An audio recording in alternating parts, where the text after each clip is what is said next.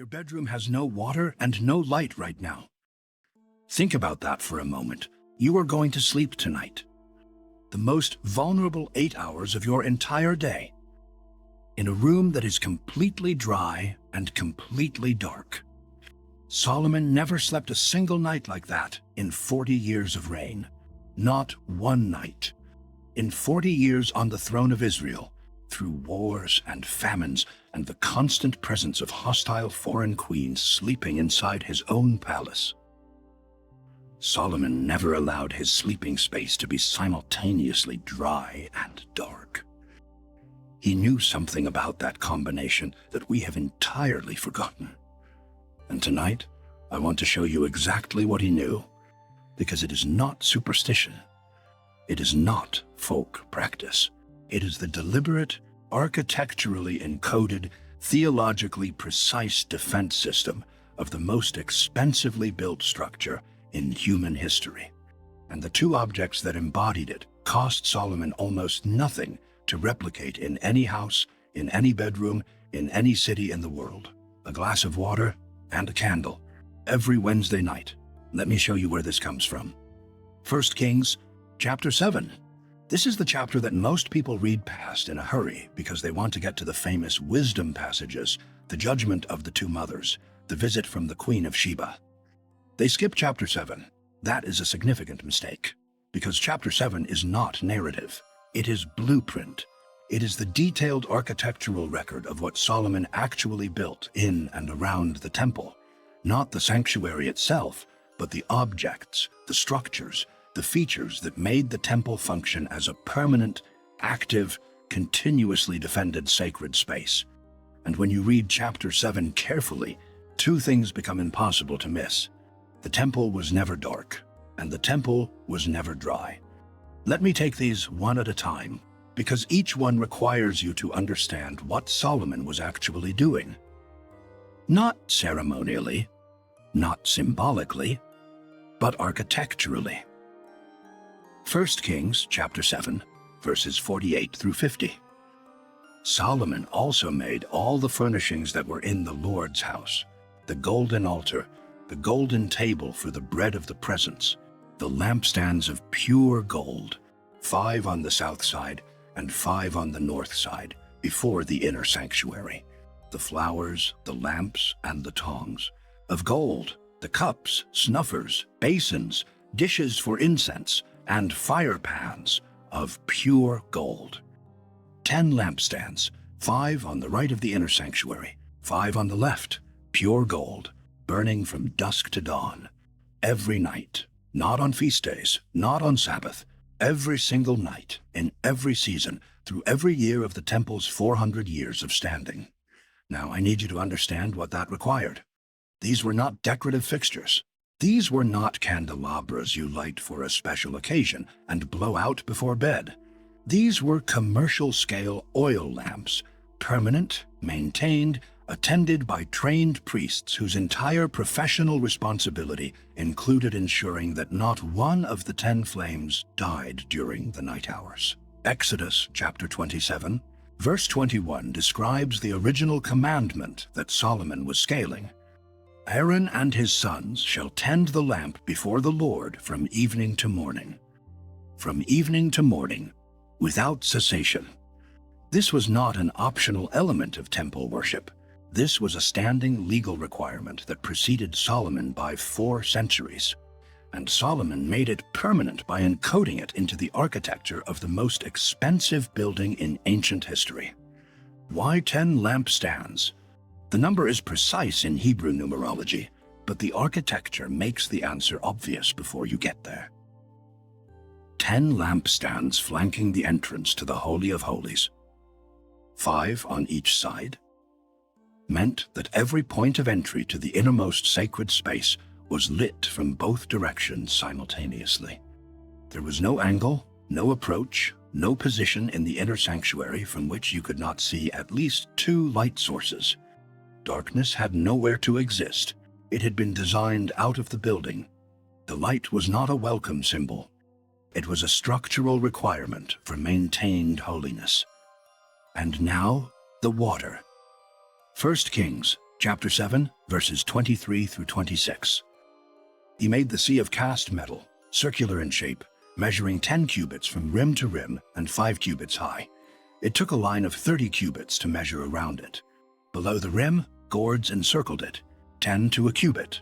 The gourds were cast in 2 rows in one piece with the sea. The sea stood on 12 bowls, 3 facing north, 3 facing west, 3 facing south, and 3 facing east. The sea rested on top of them, and their hindquarters were toward the center, the molten sea. Let me translate those measurements into something you can hold in your mind. 10 cubits across is approximately 4.5 meters. 5 cubits high is roughly 2.25 meters. This was not a basin. This was a tank, a bronze cylinder the size of a small room holding between 40,000 and 66,000 liters of water, depending on the historical estimate you trust, resting on 12 bronze oxen, 3 facing each of the 4 cardinal directions. The explicit stated purpose in the text is priestly washing before approaching God, but I want you to think about what this structure communicated before any priest touched it. 40,000 liters of water elevated on the backs of 12 bronze oxen positioned at the center of the temple courtyard. The water was not tucked away in a utility area. It was not stored in a back room. It was displayed. It was the physical center around which all temple activity orbited, and that was only the beginning. 1 Kings chapter 7, verses 38 and 39. He then made 10 bronze basins, each holding 40 baths and measuring 4 cubits across, 1 basin to go on each of the 10 stands. He placed 5 of the stands on the south side of the temple and 5 on the north side. 10 additional bronze basins on wheeled stands, each holding approximately 900 liters of water. 10 of them positioned at the temple entrance, 5 on the right, 5 on the left. Do you see what is happening? 1 molten sea at the center, 10 bronze lavers at the entrance. That is 11 major water installations in the temple courtyard. And I have not yet counted the smaller installations mentioned elsewhere in the record, and positioned alongside those 11 water stations, 10 permanent lampstands burning through every night. Total, more than 20 combined water and light installations guarding every point of entry to the holy space. Solomon spent more on water infrastructure and lighting infrastructure than most ancient kings spent on entire armies. This was not decoration. This was defense. Now I need you to hold 2 questions simultaneously, because the answer to both is the same. Why was the light necessary? Why was the water necessary? Because they do not perform the same function. And when you understand what each one does, specifically, not generally, the combination stops looking like religious aesthetics and starts looking like precision engineering. Light does not protect because it is warm or welcoming. Light protects because it reveals.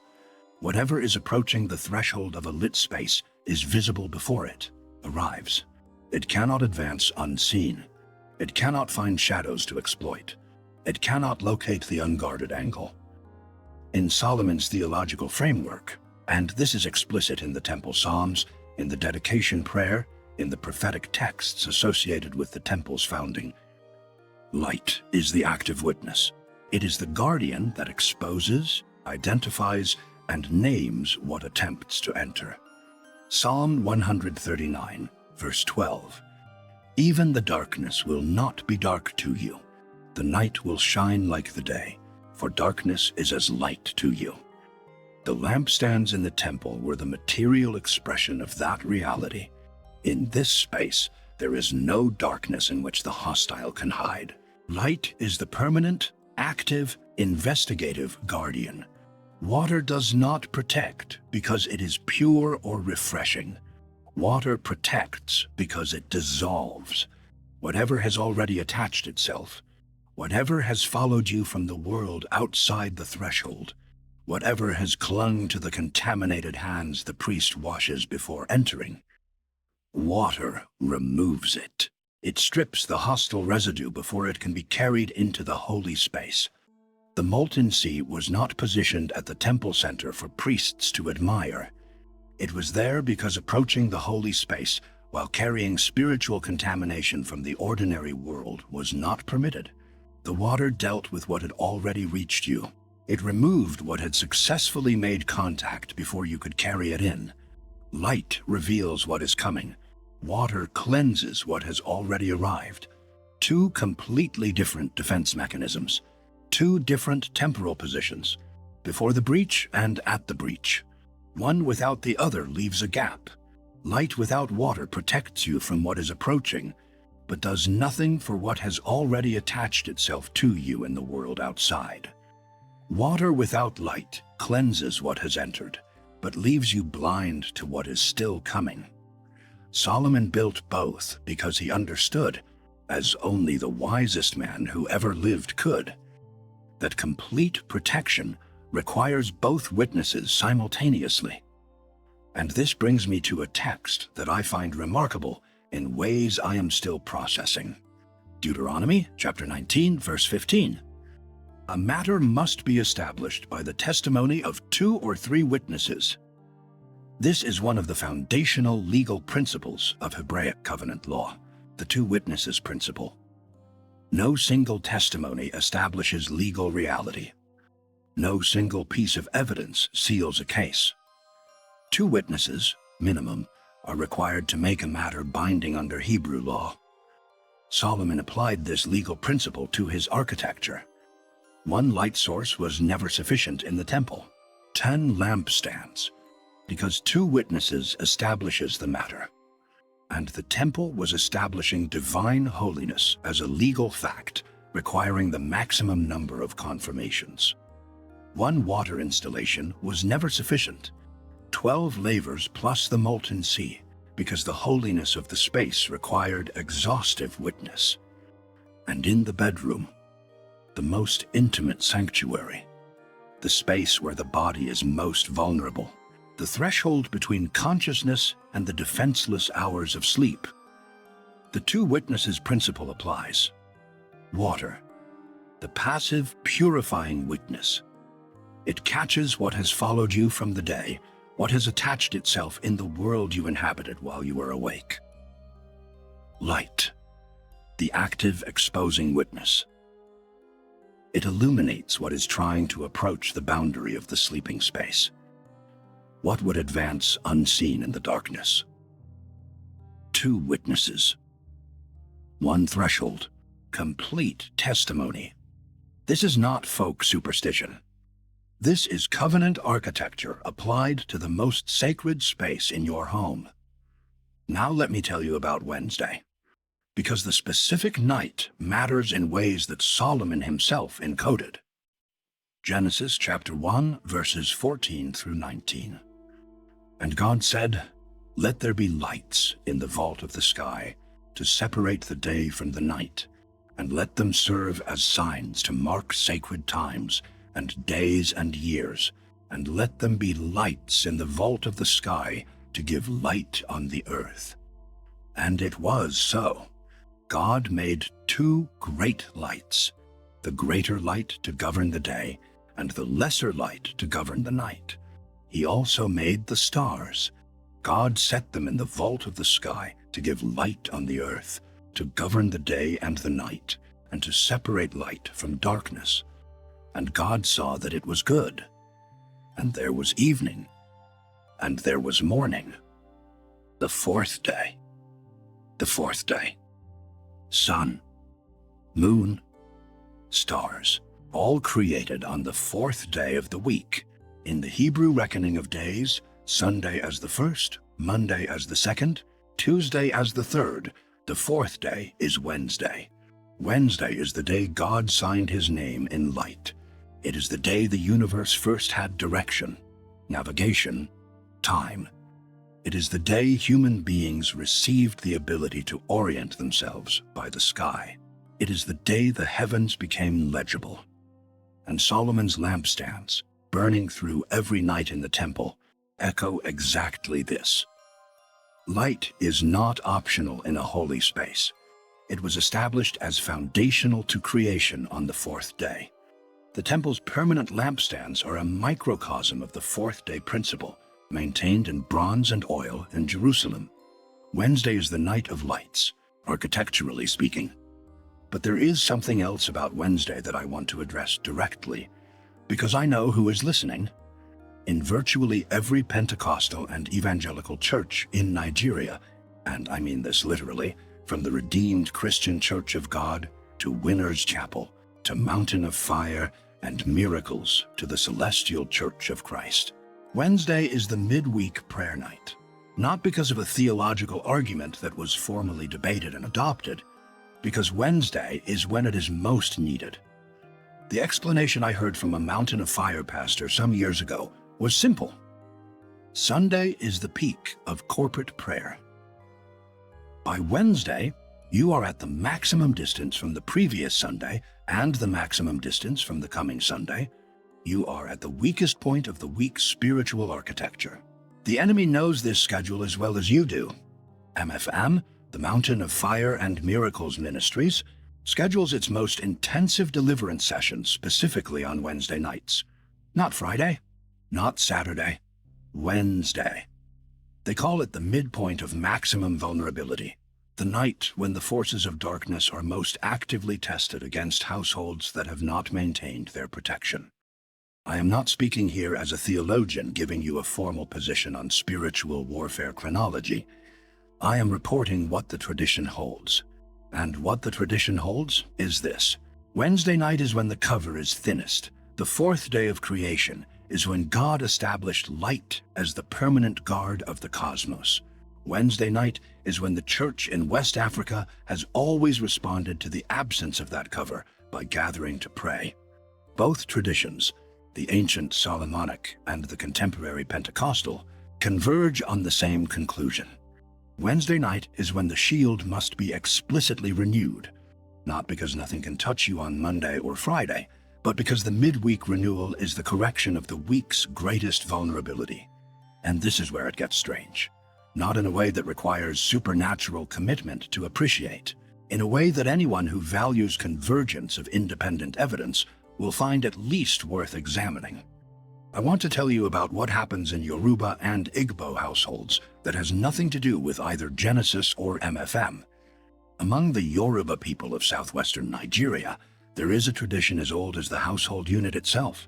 Before the sleeping area is used at night, and specifically renewed at certain intervals through the week, a clay lamp and a calabash of fresh water are placed together near the sleeping space.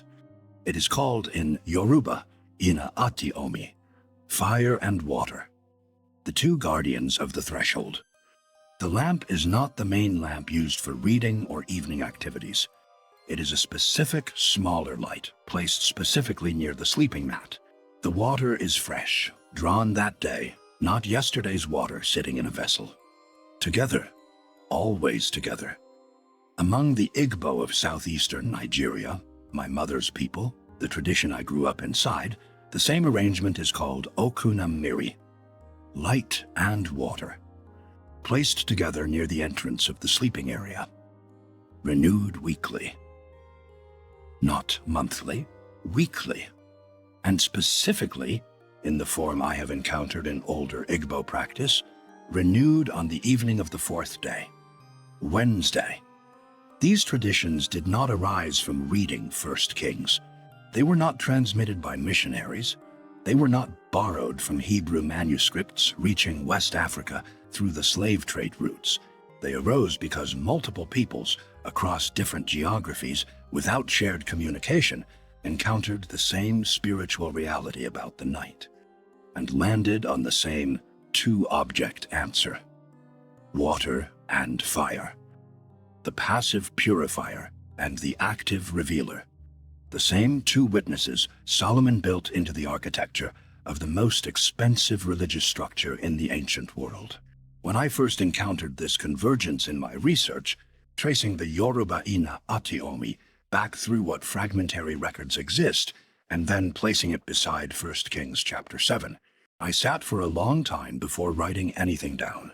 Because independent convergence on the same answer is one of the more significant categories of evidence available to a researcher.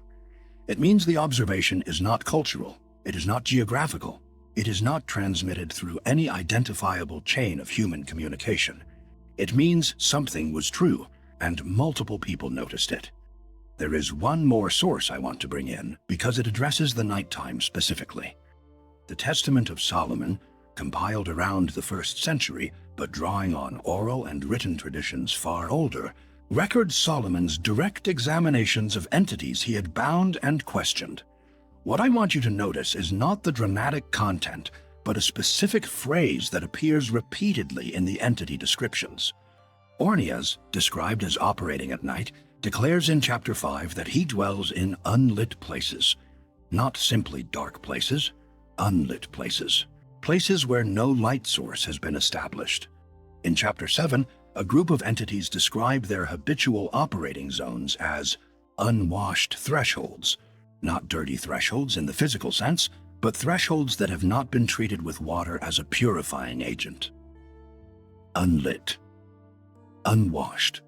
The combination of both conditions is described in the Solomonic tradition as the environment that allows maximum hostile operation. Light removes the first condition. Water removes the second. Together, they create what the Testament calls, in a phrase I have turned over many times, a space that cannot be entered without permission. Not a space that is impossible to approach, a space that requires explicit permission to enter. The temple's 10 lampstands and 13 water installations were the architectural expression of that permission system. Nothing could enter the holy space without passing through the witnessed, lit, purified threshold. The bedroom is the sleeping temple, and the threshold of sleep, the moment when consciousness withdraws and the body lies defenseless, is exactly the threshold that requires both witnesses. Now I want to give you the protocol. Not as magic. Solomon did not teach magic. What Solomon understood were covenant structures, the specific architectural and material forms through which a spiritual reality is made legally, explicitly operative in a given space. You are not conjuring, you are not performing, you are establishing. And here is how you do it. Every Wednesday night, before you sleep. Step 1. The water. Fill a glass, a clean glass, not one that has been sitting out, with fresh water. Cold from the tap is fine. The tradition specifies fresh, meaning drawn specifically for this purpose at this moment, not yesterday's drinking glass. Place it on the right side of your bed, on whatever surface is there. The nightstand, a small cloth on the floor, whatever is available. If you want to hold it for a moment before placing it and speak over it, do that. The spoken word over the vessel is found throughout Solomonic practice, but at minimum, fresh water, right side, that night. What the water does on that side of your bed is not metaphysical. It holds the purifying witness position. It is the molten sea in miniature. It is the passive guardian of the space of sleep. In the morning, not down the sink.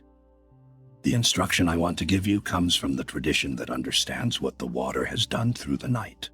Pour it at the threshold of your front door. Return it to the boundary of your home. You are not discarding contaminated water. You are placing the purifying witness at the outer gate where it completes its function. Step 2. The candle. One white candle.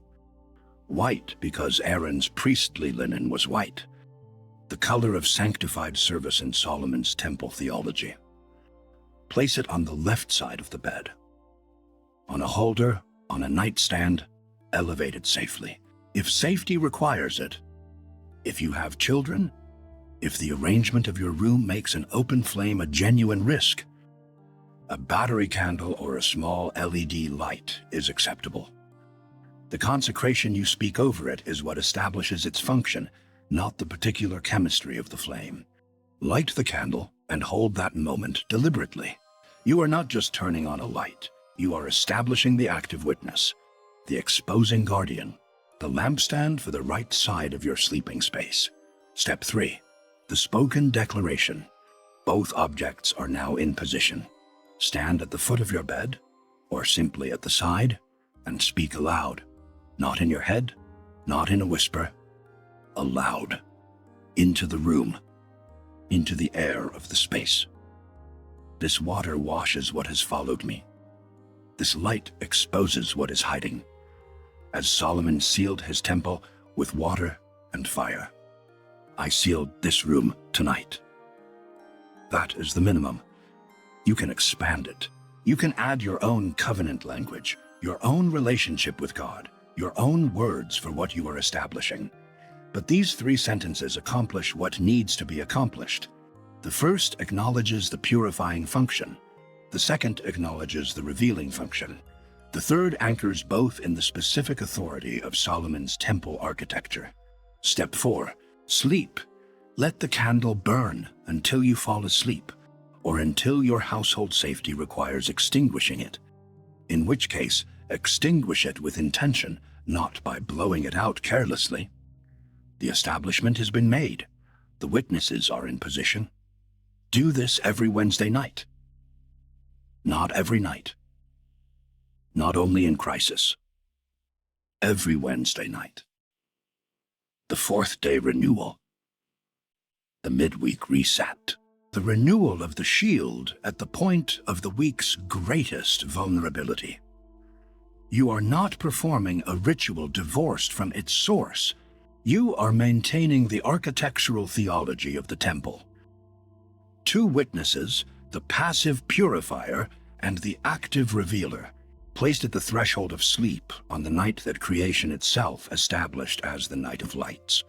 I want to address something before I close, because I know that some of you hearing this are not in a tradition that makes this easy. You may be someone for whom the spiritual mechanics feel distant, who is drawn to the historical and architectural argument, but skeptical about whether the objects themselves do anything.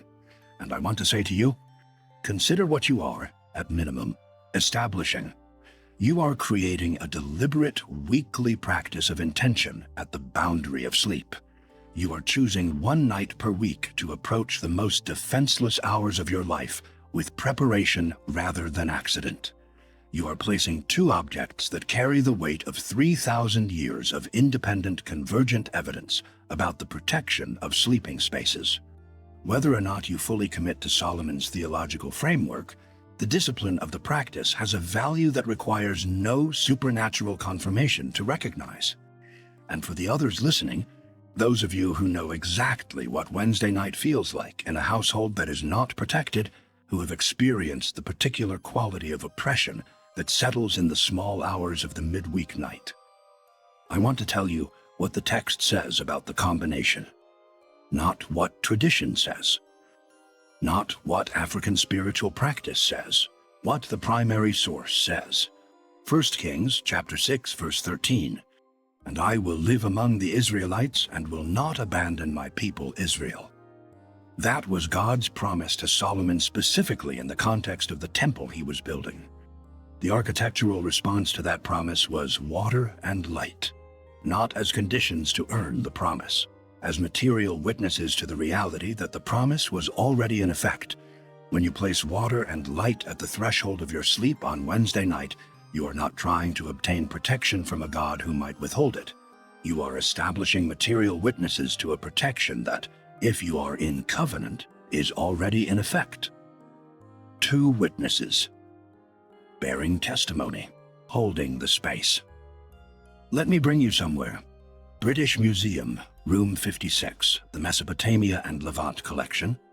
I was there in the late 2000s, I would have been in my mid-40s, researching the material culture of the ancient Near East, specifically the household religious objects found in domestic excavation sites in the Levant. And in one of the cases in Room 56, there is a reconstructed scale model of Solomon's temple on extended loan from the Israel Museum in Jerusalem. I had seen photographs of the model. I had read the measurements. I had worked through 1 Kings chapters 6 and 7 more times than I can count. But standing in front of the physical model, being able to see at scale the relative positioning of everything, something happened that had not happened from any of the texts. I counted the lampstands. Then I found the diagram of the water basins. 10 golden flames flanking the inner sanctuary. 5 on the right, 5 on the left, the molten sea at the center, resting on 12 bronze oxen, 10 bronze lavers at the entrance, 5 on each side. And I stopped, because something came up from a place I had not visited in a very long time. I was 12 years old, maybe 13. It was a Wednesday evening in Nsuka, my father's mother's house. Not my mother's mother, my father's side. An older tradition, not Catholic, not shaped by the mission schools and the way my mother's practice had been. She was called Mama Ifeoma by everyone, though her proper name was something longer that I never managed to pronounce correctly as a child. On Wednesday evenings, before the household retired, she would go to the low wooden table near the sleeping area and set out 2 things: a clay cup of fresh water, drawn from the well that day, not the water that had been sitting in the house, specifically fetched, specifically that day, and a small kerosene lamp, not the large one used for the main room in the evenings. A separate lamp, smaller, lower, positioned specifically near the sleeping mat. Not the reading lamp, not the kitchen lamp. A lamp placed deliberately at the threshold of where the sleeping would happen. Together, always together. The cup and the lamp, never one without the other on a Wednesday night. I asked her once why she did it. She looked at me with the kind of patience that old Igbo women deploy when they are deciding whether a question deserves an answer or just compliance. And then she said something I have never quite been able to forget. The night needs to see and to drink. If you give it nothing, it takes. I was 12 years old. I did not understand it. I half dismissed it as the kind of thing that grandmothers say when they don't want to explain. I thought about it for 3 decades. And standing in room 56 of the British Museum, counting lampstands and water basins on a scale model of a temple built 3,000 years ago in Jerusalem, I finally understood. The night needs to see. The light. The night needs to drink. The water. If you give it nothing, it takes. My father's mother had not read 1 Kings. She did not have access to the architectural diagrams. She had never heard of the molten sea or the 10 golden lampstands. She had received what she knew from her mother, who had received it from hers, in an unbroken chain of women in eastern Nigeria who carried the understanding without the text. Wednesday evenings, the clay cup, the kerosene lamp, and in room 56 of the British Museum, in front of a scale model of Solomon's Temple with the diagram labels reading Molten Sea and bronze lampstands in printed English. I was looking at her table. She had built Solomon's Temple in miniature. Not the building, the principle. The 2 witnesses present at the threshold of sleep. Every Wednesday night. For as long as she could remember. And for as long as her mother could remember before that. The temple was never dark. And the temple was never dry. For 400 years. Through wars. Through famines. Through the apostasy of kings who built altars to foreign gods in the hills around Jerusalem. Through the repeated unfaithfulness of the people the temple was built to serve. Those lamps burned, those basins held water. The 2 witnesses held their position. That was the shield. Tonight you have everything you need to build yours. A glass of water, a candle. The night needs to see and to drink. Give it both. Sleep well tonight. Or perhaps don't.